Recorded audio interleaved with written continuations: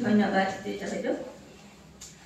মাননীয় অধ্যক্ষা মহোদয়া, মোৰ সহকৰ্মীবৃন্দ আৰু মৰমৰ ছাত্ৰ ছাত্ৰীসকল,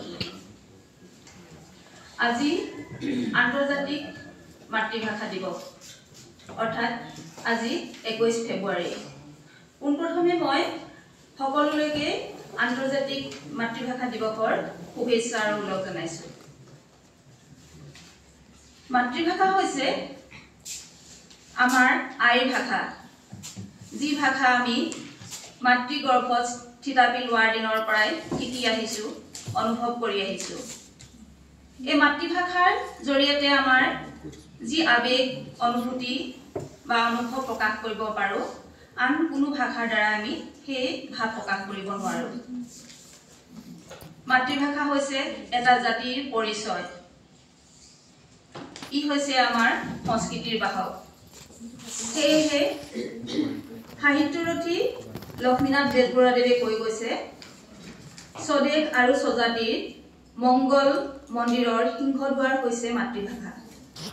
অৰ্থাৎ এটা জাতিৰ উন্নতিৰ কাৰণে, এটা জাতিৰ মংগলৰ কাৰণে মাতৃভাষা অপৰিহাৰ্য।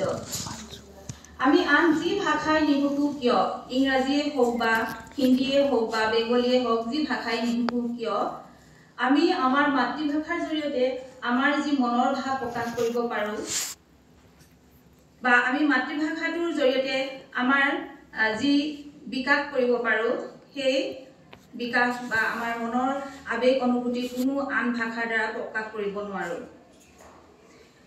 আৰু এই মাতৃভাষা দিৱস যে আজি আমি পাতিছো, এই মাতৃভাষা দিৱস পতাৰ অন্তৰালত এটা ঐতিহাসিক কাহিনী আছে।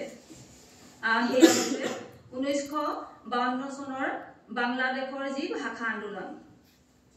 1952 চনত সেই সময়ত বাংলাদেশ নাছিল, পূব পাকিস্তান আৰু পশ্চিম পাকিস্তান আছিল।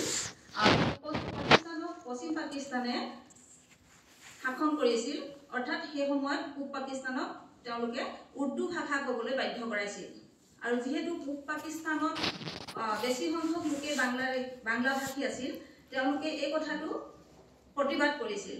আৰু তাৰ প্ৰতিবাদৰ ফলস্বৰূপে 1952 চনৰ আজিৰ দিনটোতে, অৰ্থাৎ 21 ফেব্ৰুৱাৰীৰ দিনটোতে ঢাকা বিশ্ববিদ্যালয়ৰ কেইবাজনো ছাত্ৰই প্ৰাণ আহুতি দিব লগা হৈছিল।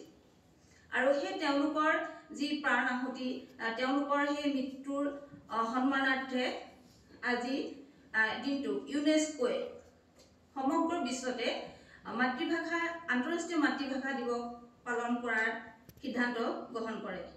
আৰু সেই তেতিয়াৰ পৰাই, আৰু এই সিদ্ধান্তটো গ্ৰহণ কৰে 1999 চনৰ 17 নৱেম্বৰত। আৰু তাৰ পিছতেই 2000 চনৰ পৰা সমগ্ৰ বিশ্বতে আজিৰ তাৰিখটোত আন্তঃৰাষ্ট্ৰীয় মাতৃভাষা দিৱস পালন কৰি আহিছে। আৰু এই বছৰ আন্তঃৰাষ্ট্ৰীয় মাতৃভাষা দিৱসৰ 25 বছৰ সম্পূৰ্ণ হৈছে, অৰ্থাৎ আজি আমাৰ ৰূপালী জয়ন্তী বৰ্ষ।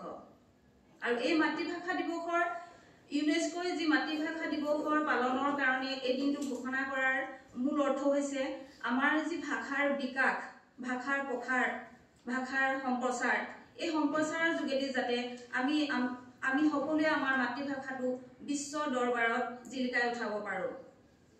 সেয়েহে আজি আমি সকলোৱে প্ৰতিজ্ঞাবদ্ধ হওঁ, আহক আমি যি ভাষাই নকওঁ কিয়, আমি অসমীয়াই হওক বা বেংগলীয়ে হওক বা নেপালী, বড়ো, যি ভাষাই নকওঁ কিয়, আমি প্ৰত্যেকে আমাৰ মাতৃভাষাটোৰ হকে কাম কৰি যাওঁ, মাতৃভাষাটো আমাৰ বিশ্ব দৰবাৰত জিলিকাই তোলো।